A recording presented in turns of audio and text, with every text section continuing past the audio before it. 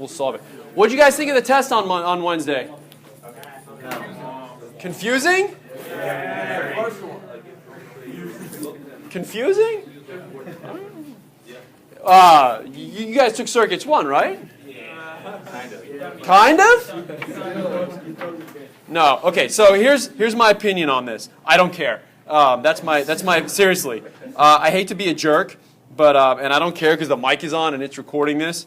But like seriously, we can't do Circuits 2 if you don't understand Circuits 1. And I'm sorry if your experience in Circuit 1 was not everything you hoped it would be. But I can't spend the semester teaching you Circuits 1.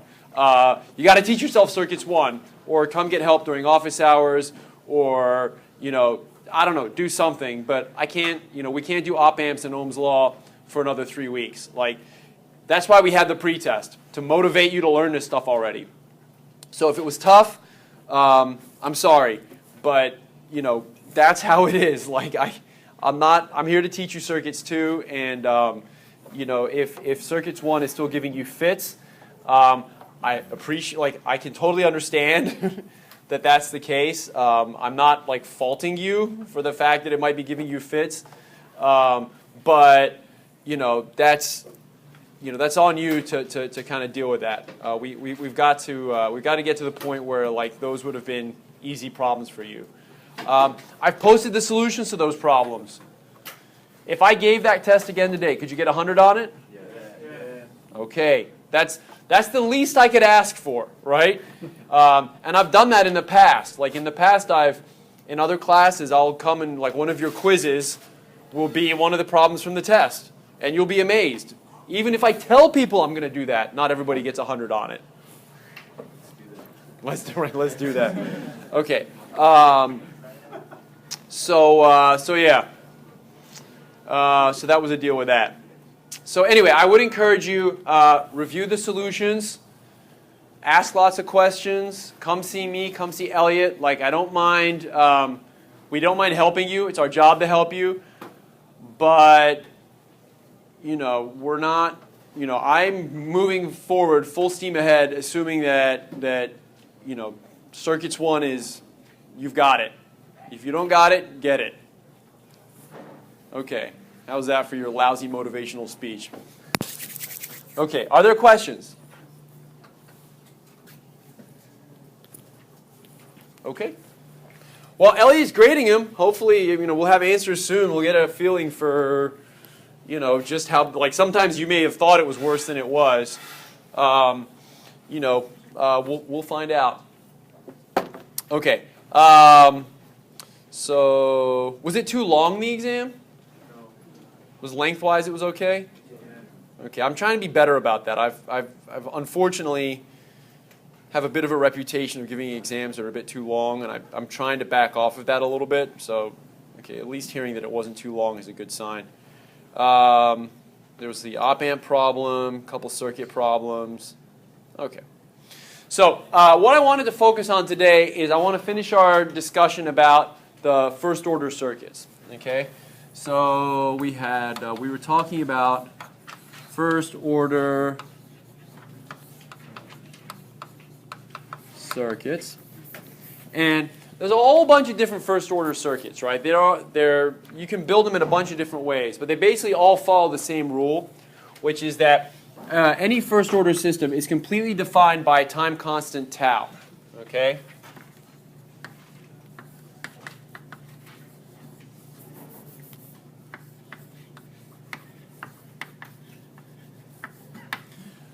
If you know the time constant, you know everything there is to know about that system.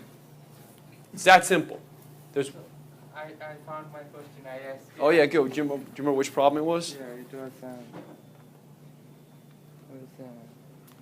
E7.2? Yeah. Okay, that's good. Thank you.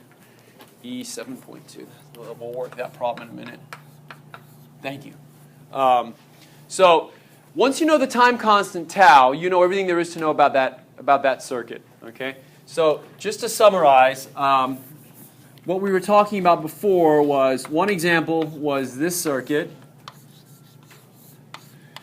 So if you remember, what we did was we derived the differential equation, then we solved the differential equation, And when we solved the differential equation, there were two pieces to it. I want you to keep that in mind, those two pieces. All right?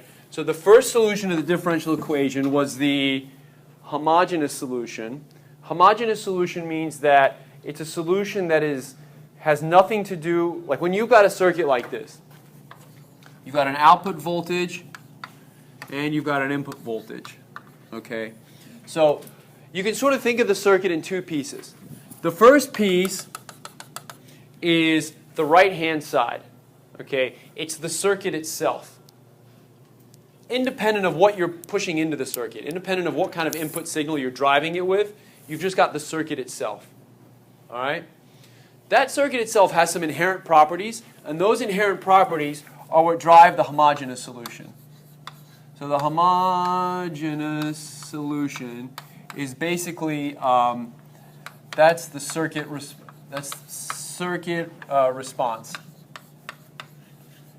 independent of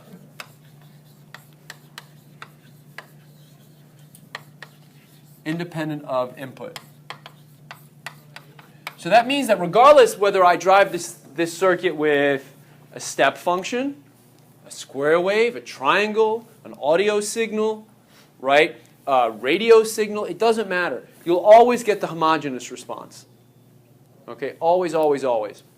And in our case, the homogeneous response was, it was V out of t was, help me out, was it 1 over RC, e to the minus t over RC? Is that roughly what it was? I'm going to say yes, it was. No, it wasn't 1 over RC. I think it was just, yeah, it was, oh, there was an initial voltage. It was V initial, right? No. Is it K1? K1, right. So, okay, whatever. Some constant e to the minus t over RC. We'll deal with the constant in a minute. Okay. Good. So, first things first. Look at that homogeneous solution. What happens to that homogeneous solution if you wait long enough?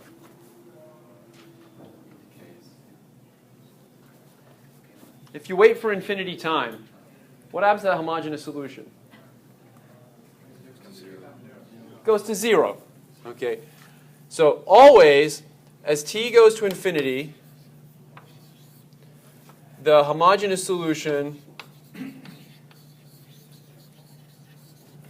approaches 0. Okay. Yes. It really doesn't matter. Just a constant. And we'll call it K2. K2. Okay. So basically, what's a decent analogy?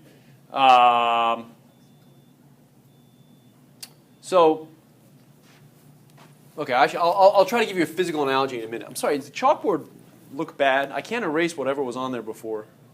It's like somebody wrote on there with marker or something. It looks like pretty boring what they were talking about, too. I don't know how those mechanical engineers can stay awake. Okay, so the first solution is basically just the circuit's inherent response. The second solution is the particular response, okay? And the particular response is the input voltage, okay? That actually has to do with how you're driving the system, okay? So now it depends. Am I driving the system with a sinusoid, like back and forth, back? Yes? I'm a little confused, but for the homogeneous solution, when t approaches infinity, doesn't e approach like e to the 0 and then that's 1? So wouldn't it approach K2? Oh, no. When t approaches infinity, now you have e to the minus infinity. E to the minus infinity, wouldn't that just approach e and something a constant small? Nope. Here's t. Here's e to the t. So what's e to the 0? 1. Okay. What's e to the 2? I don't know, e squared, right? E is like 2 point something. So if you square it, it's, I don't know, 5 or 6 or something. So there's that. So basically, if I were to draw this, it looks like that, without all the little bumps and stuff. Okay. So if t goes to negative infinity, so here's e to the 0, e to the negative 1, e to the negative 2, e to the negative 3. Shall I keep going? Right? If you go to t to the negative infinity, that goes to 0. So e to the negative infinity, as t goes to infinity, e to the negative infinity approaches 0. That's a good question. Like we should be asking those questions. I'm down with that. Okay, so now you have the particular solution, and that's what you're actually driving the signal with. Okay, so now you're pushing it with a sinusoid back and forth and back and forth. Okay, so essentially what happens is after some initial period. So in the very initial period, like for example, imagine.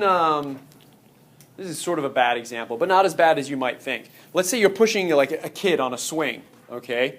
So right when you first push them, there's kind of like a jolt, because maybe they're in mid-swing or something. So there's kind of like a jolt associated with you starting the push. But once you've pushed them the first time, that initial jolt dissipates, it fades away, and now you're just in a regular rhythm of pushing, okay? So the regular pushing that's like your particular solution. And like the oscillation of the swing, or the pendulum, which is the same exact differential equation, is now not driven so much by it's not governed by that jolt that you gave it when you started to push. It's just governed by the pushing that you're doing. Homogeneous solution is like the instantaneous interface where you start to apply your input, the circuit, the system kind of responds, but then that response dissipates. What's that?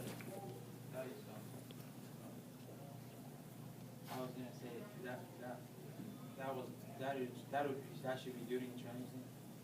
Should be what? Transient. Yeah, exactly. This is the transient response.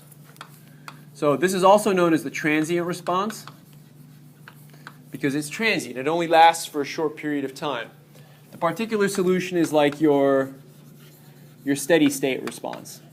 Okay, steady state means that's the system's response over the long term.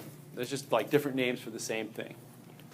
Okay, so we put this together, and in the problem that we did on Monday, we put a step into the system, and we saw that there was a transient response, which was this very short decay.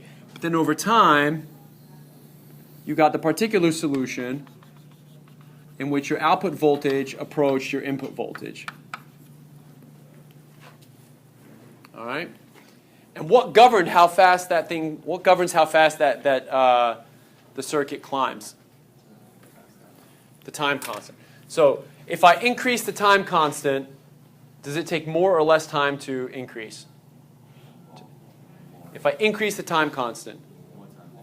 All right, so remember, so in the first time constant, so after one time constant, what percent have we increased by? All right, so after one time constant, we've gone up 63%. So let's say that's 50, that's 60-ish. Okay, so after one time constant, we've gone up about 63% of the way. If I double my time constant, it's going to take me twice as long to reach 63%. All right?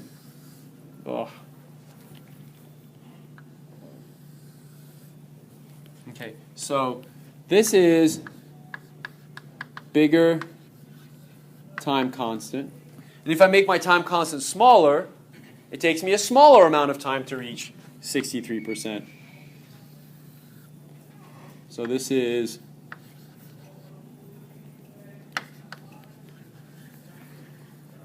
smaller time constant. And if you know the time constant, you know everything. So that was Monday's example. So what I'd like to do is I'd like to do an example from the book that I thought was pretty instructive in getting all this straight. And then, let's see. So we're going to do example 7.2 from the book. Now I have to find that. We are on page... Which one is the bigger time constant? The bottom one. The bottom one? Yep. Where is example 7.2? Example 7.8. Example 7.2. Oh yeah, this is a great problem. So I'm doing example 7.2 from the book. So let me just copy the circuit onto the board. I like this example because I feel like there's a lot of meat to get out of it. And what's cool about it is you can solve the circuit pretty quickly without actually having to write any equations. That's the advantage of understanding, like, first order circuit always works the same way. It's always, you've always got this decaying exponential. You don't have to resolve it every time because it's always going to be a decaying exponential. You already know what the answer is going to be. It's going to be the same thing when we do second order circuits next week. It's always going to be the same solution. So copying this out, let's see here. We've got a 9-volt supply. We've got a 6K and a 6K. We've got a switch that's going to open at t equals 0. We've got a cap, which is 2.5 microfarads. We've got a resistor, which is also 6K. And we've got a current source, which is at 2 milliamps. And our goal is to find that voltage, okay, which I'm going to call, let's see, well, I don't know, we'll call it just V. You've got mail. All right.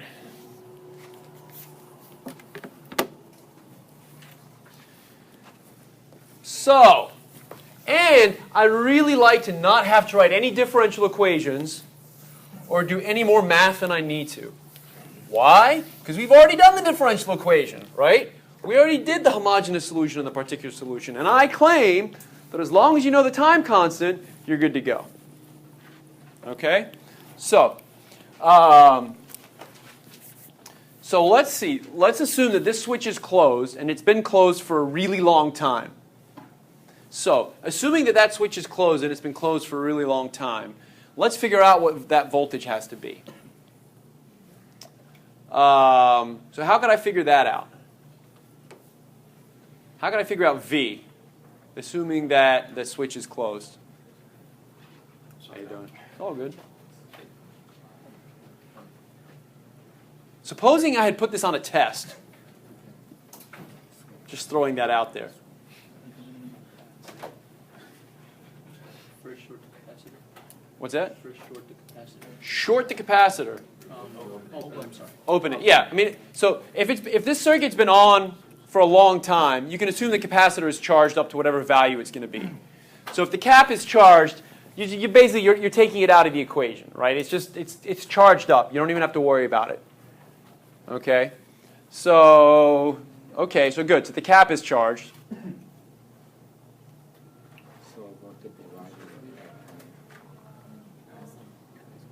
So the cap is charged. We can temporarily just pretend it's not there because it's charged. You can find voltage. Can I just do a voltage divider on the 9 volts? Yes. No. Right. Well, you can't do it. You can't just say voltage divider because you've got this is also feeding into the circuit. So voltage divider ain't going to work. So Node method you can use. let's do the hard way first. Then we'll do the easy way. Okay. So the one way we could do that we know for sure would work is just write mesh and node equations, right? So for example, we could say that there's a current going in this direction. All right. Let's see. There's going to be a current going in this direction, and there's going to be a current going in this direction, right? So we could write an equation for each of those 3 unknown currents and make it work. Should we do that? Let's just go for broke on this problem. Let's kind of beat it to death. Then I'll show you the easy way of doing it. And all this, we haven't even opened the switch yet. This is why I was saying, like, you got to understand circuits 1. Because this is going to take us 10 minutes to solve now, and it should, ideally I'd like it that you could just eyeball the answer to this. But that's okay, we'll work on it. All right, so what do you want to call this? I1? I'm going to give all these things names. I1, I2, I3. So my equation for I1 is going to be 9 minus V over 6K. Is that right? 9 minus the unknown voltage V over 6K. And, okay, then what? Okay, so what about I2? It's going to be V over 6K. What about I3? V over 6K. What does that tell you about I2 and I3? They better be the same, right? I mean, that's what these two equations tell me. All right, I1. Okay, so now we got to write a current equation at this node. So all the currents flowing into that node have to equal all the currents flowing out of that node. Yes, sir? I'm doing example 7.2, which is on page 305. Okay, so let's write the current equation. So what's the currents flowing into that node? So I1 plus 2 milliamps are flowing in. And what's flowing out? I2 and I3. So that's the KCL at the top node. Okay, well, cool. We can substitute stuff in, and all we'll be left with is V, right?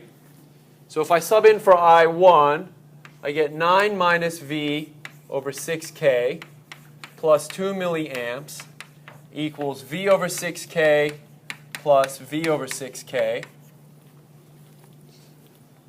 What's my next step? Let's get rid of those 6Ks, y'all. How about we multiply through by 6K?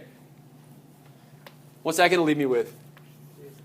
9 minus V plus 12 volts equals 2V.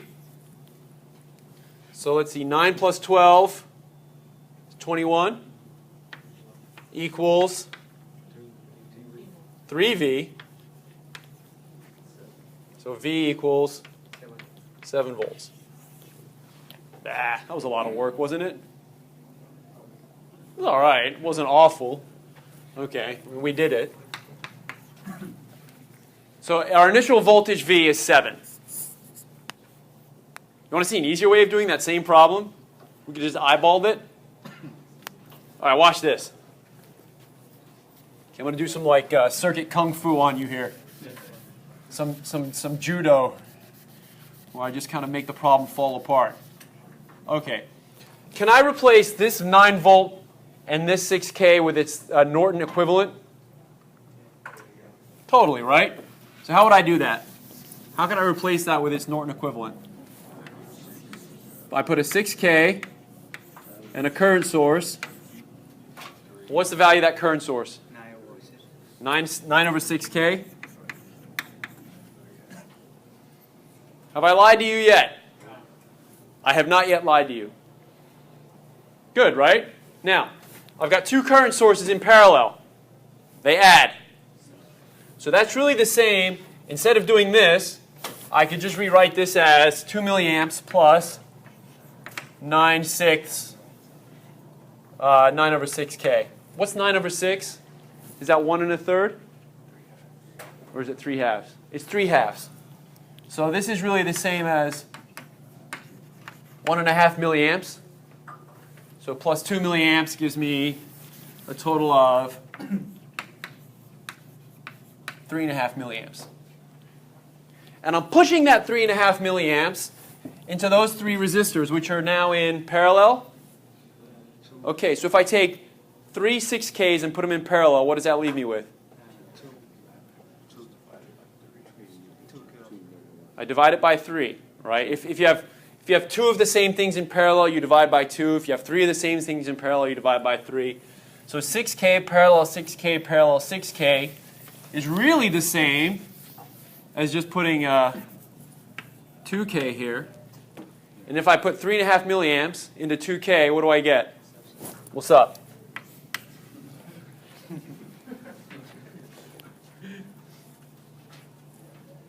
Cool, right? You can do it the hard way. That's fine too. I like that way. That way's kind of. It doesn't always work that way. I mean, they gave us easy resistors to put in parallel and blah blah blah. Okay. So anyway, after all that trouble, I got to redraw this circuit now. We're agreed that we started out with 7 volts. So what did I have? 9. Got 9 volts. 6K. 6K. I got a circuit. I got a switch. I got a cap. I got a resistor. And I got a current source. So we said 2 milliamps, 6K, 2.5 micro farads. All right, and now I'm going to open my switch, okay? And my V, and I'm still solving for V, knowing that my initial value of V was 7 volts. So now I've opened my switch at t equals 0. So now what's going to happen? So my cap had 7 volts on it. Is stuff going to change now?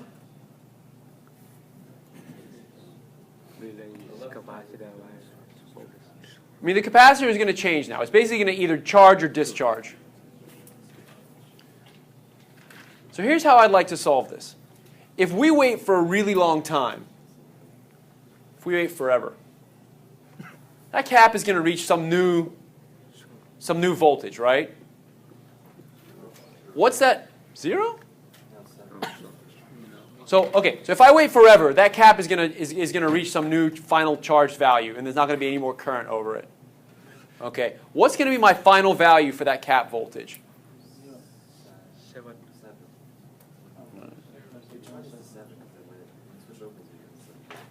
What's that? It's starting at 7. It's going to go to 0? No, not going to 0. 7.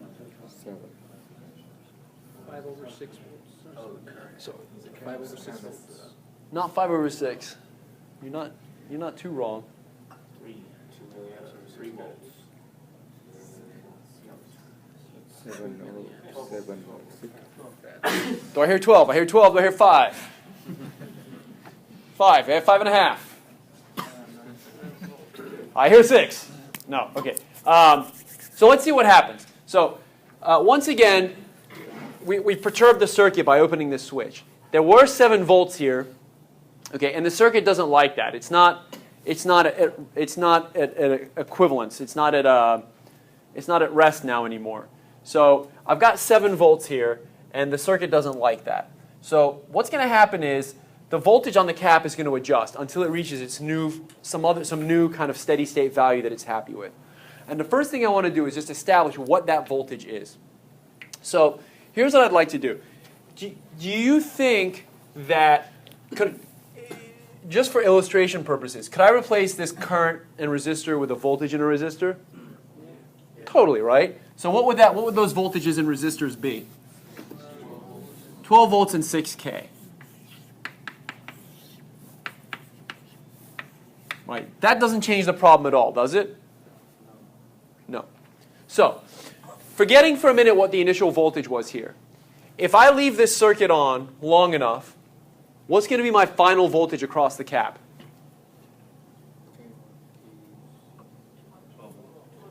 12 volts, right? Eventually, that cap is going to charge to some final value. And when it charges to some final value, that means it's full. Okay, there's not going to be any more current flowing over it. And when there's no more current flowing over it, there'll be no more current flowing over the resistor, which means there's no IR drop over the resistor, which means the only way you can reach the end is when V is at 12 volts. What is the left half of the circuit doing for me now? Nothing. Right, the left half of the circuit is, it's there, but it's not contributing anything to V anymore. What's this voltage going to be, just out of curiosity?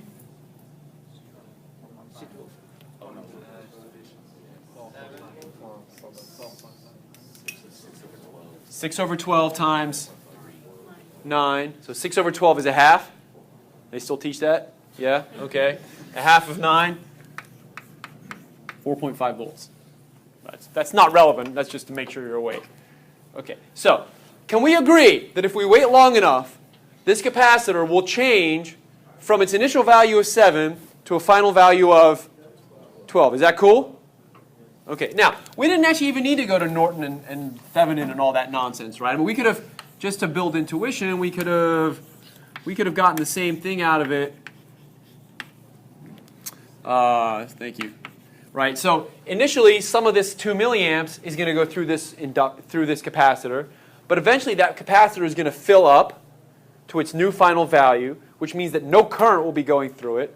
And when no current is going through it, that means all of your 2 milliamps will be going through that 6K, and that will happen when that reaches 12 volts, right? Because 2 milliamps into 6K gives you 12 volts.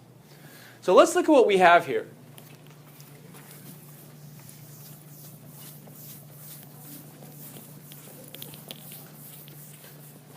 So we had an initial value of 7 volts. Did we not? We debated that. You told me it was 7 volts. I have a final value of 12 volts.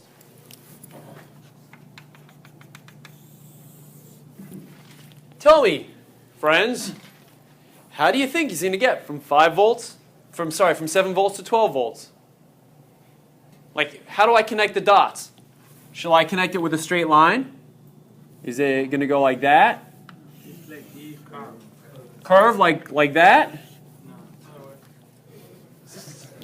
I play these same games with my kids. I think it's hilarious. No, Daddy, not like that. Okay, it works on students too. Okay, how does it go? Like this? Like that? Good job. You get a sticker. All right. Absolutely. How do I know it does that? Because it's a first order circuit, right? Well, I don't need to do 3 pages of integrals anymore to do this. I know it's going to have that kind of a curve because it's a first order circuit. What's the only thing left I need to know? The time constant. What is my time constant? What's the relevant time constant here? Right. I know the capacitance is 2.5 microfarads. The only thing we're negotiating is which resistance I'm using. Which 6? This one, right? Because this is, at the moment when this capacitor, for positive time, when you're doing this charging motion, the only resistor that's interacting with that capacitor is the 6K. It's the relationship between those two that governs the charge speed. Yes? I mean, if I replace this with a voltage and a series resistance, it's the same thing. I mean, like, what if that resistor was up, like, the currents were still there, and that was Up here, same thing. same amount. Yeah, you would have reached a different final value. Actually, no, you couldn't have done that. That would have been a problem if you did it that way. Because if you so the question was, what happens if you had this circuit instead? It'll never reach steady state. Here's why. Because I equals C dV dt, right? And you're forcing a constant I into that cap. So there will always be a dV dt going into that cap. So that cap will never stop changing. You're always going to be pumping charge onto that cap. So if you build this circuit, its voltage will go up and up and up, and it'll never stop. Because its C dV dt will always equal, right, I equals C dV dt. And you're saying I must be equal to 2 milliamps. Always. Always! Okay, that's what you do when you build that circuit. So, divide by C. So now your dV dt is 2 millivolts per 2.5 microseconds. 20 over 25 for 80 milli. So that's 80,000 volts per second. So every second you wait, you're going to put another 80,000 volts on that cap until it blows up. I mean, realistically, that can't go on for long. Okay, so from a practical standpoint, your circuit won't really lead to anything that we want to do. Although it's a good question, I'm glad you asked it because, you know, that probably wasn't obvious to most folks. Okay, so this thing started at 5 volts, sorry, at 7 volts. It went to 12 volts. So basically the action that was happening, it was the relationship between this resistor and this capacitor that managed the charge speed. So my time constant is going to be 6K times 2.5 microfarads. Let's see if I can do that in my head. 12 plus 3 is 15. 15 milliseconds. Does that work? I don't know. I might be wrong.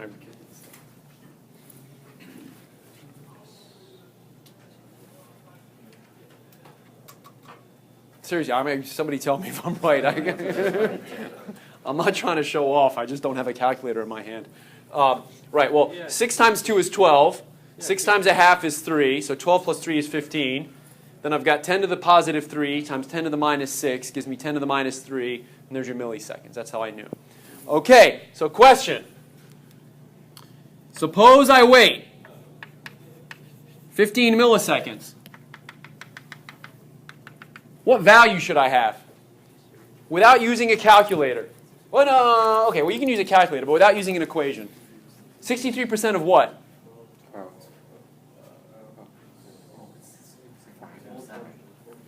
63% of what? We know it's 63% of something, right? But we know if we wait one time constant, we get 63% of the way from point A to point B. Okay, so here's 7 volts. Here's 12 volts.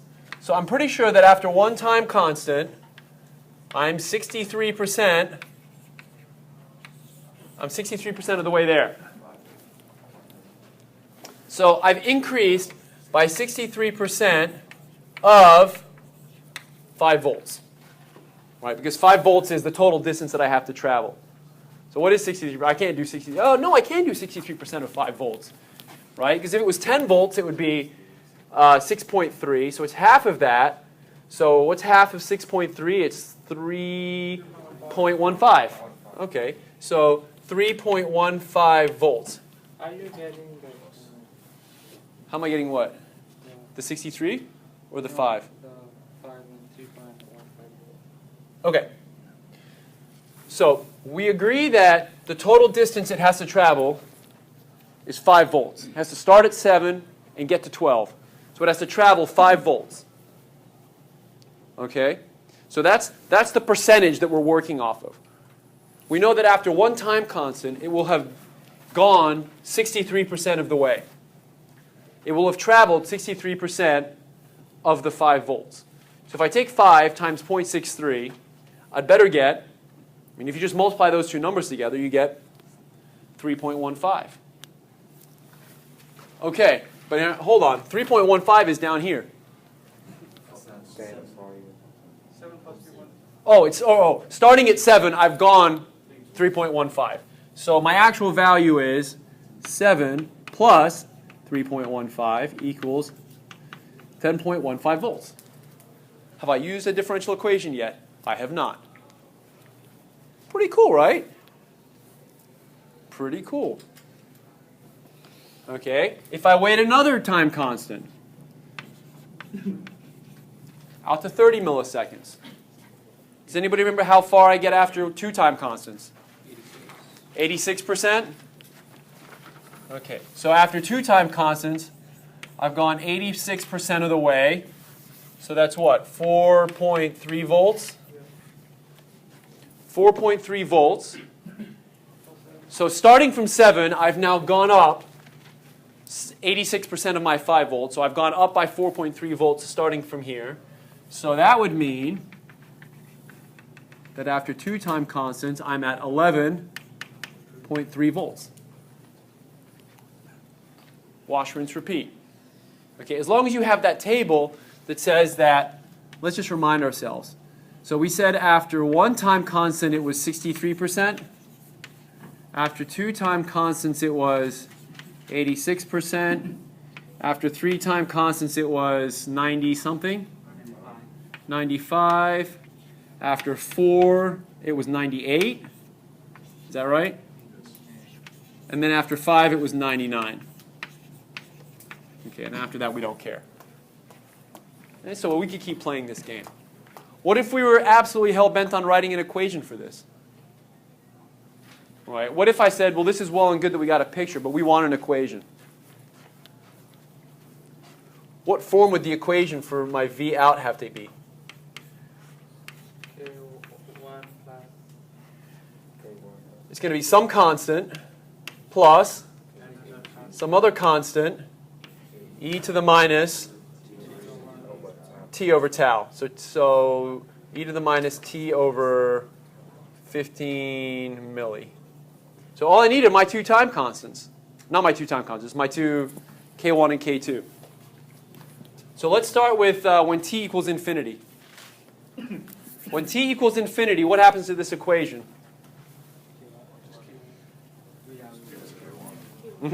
When t goes to infinity, e to the minus infinity, we said, goes to 0. So at infinity, I'm left with k1. What is my infinity at this, for this problem? 12 volts. Okay. What about t equals 0? At t equals 0, e to the 0 is 1. So now I have 12 plus k2 has to equal 7. So what's my value of k2 going to be? Right, we know that 12 plus k2 has to equal 7 to get my initial value to line up. Minus 5. I'll assume that somebody said minus 5.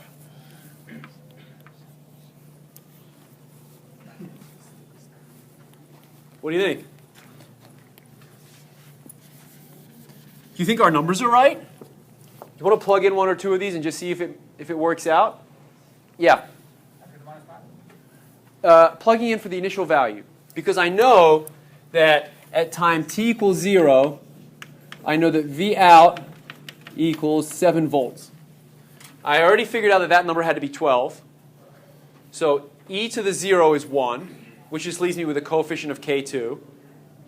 k2 times 1. So 7, my initial voltage, equals 12 plus k2. Solve for k2, you get negative 5. That's times 0 when the switch is shut. Times 0 is when the switch opened. Yeah.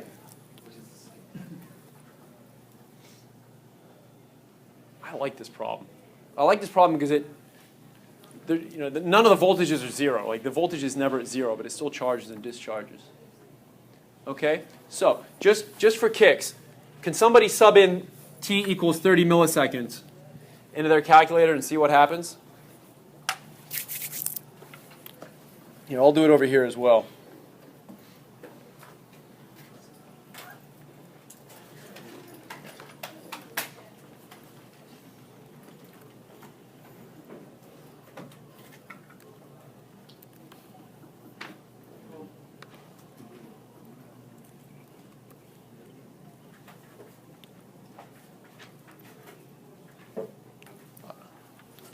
I get 11.32. It's not bad, right? I mean, if I plug it into my calculator, I get 11.32. And we got 11.3 just kind of by winging it a little bit. Pretty good, right? Really good. Charge, discharge, charge, discharge. Simple as that. And as long as you know the time constant, you know everything.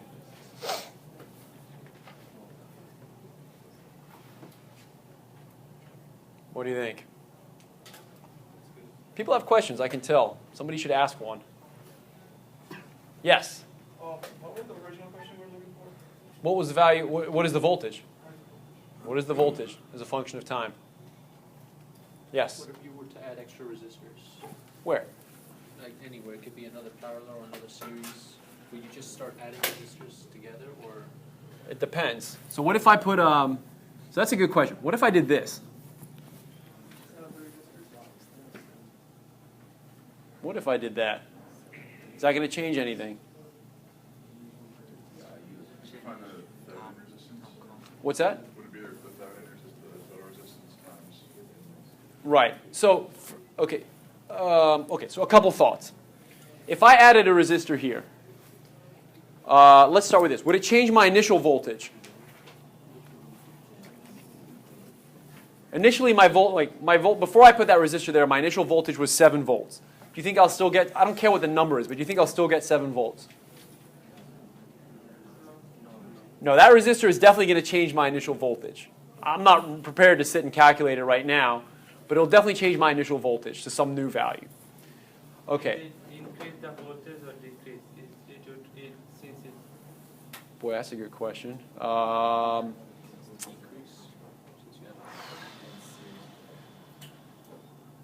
My guess is that it is going to increase the voltage, but I could be wrong. wouldn't it decrease because the current is now dividing between the 6K and the new resistor? Actually, you know what?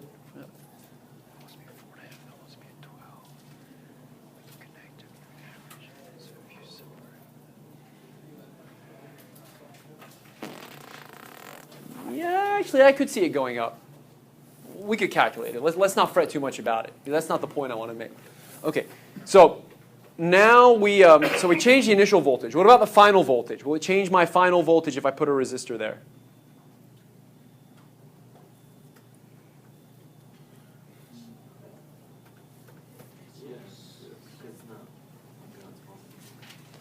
What's my final voltage going to be?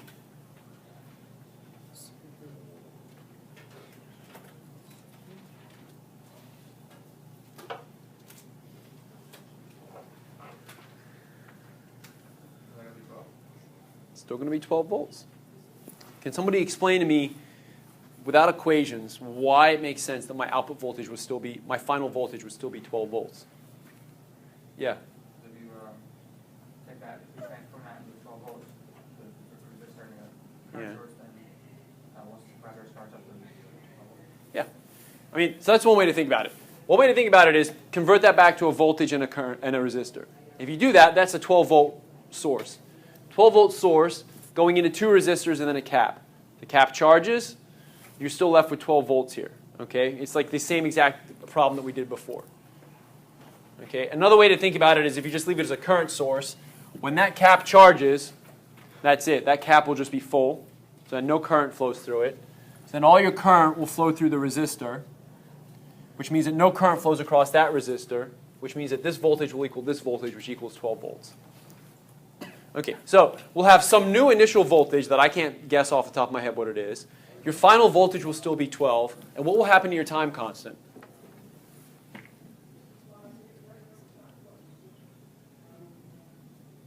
Would it be the same? Not going to be the same. Because you want to think about what resistors is the capacitor interacting with to charge itself. Now that I've added a new resistor, is it just still dealing with the 6K? No way. It's got to deal with both resistors. I mean, simple way to think about it, replace that with a voltage source and a resistor, right? Now, in order to charge the cap, you're not just working through the 6K, you're working through the 6K plus whatever this new one is that you added on. So your resistor got bigger. It's the sum of those two now. So your resistor went up. So what happened if your resistor goes up, what happens to your time constant? It goes up. So is it going to take longer to charge or less or shorter? Longer. You'll have an increased tau. Yes? So there should be a way then to configure it so that if you're adding resistors in parallel, you ultimately decrease the resistance and then you could shorten the time. Yeah, absolutely. Absolutely. We could have done, if I had come along instead and said current source. So here's the configuration we had originally. You know, if you put another resistor in parallel with it, that's going to, the 2 resistors in parallel has a lower resistance. And now you'll have a lower time constant. So yeah, you could make it charge faster by putting another resistor in parallel. But in that configuration, weren't they in parallel? Because there was No, they weren't. They were like this. That was different. They're actually in series. Yeah, I calculated when I put this using source transformation, when I added a new resistor, that would be in series with Mm-hmm. the resistor, and I calculated the value is lower than 7. Interesting. Okay. Goes down, it goes down. That makes sense. All right. Well, that's all the fun we have time for today. I'll be posting new homework for you, and you'll get a new lab hopefully today, maybe tomorrow for next week. And I don't know, come back on Monday. We'll try again.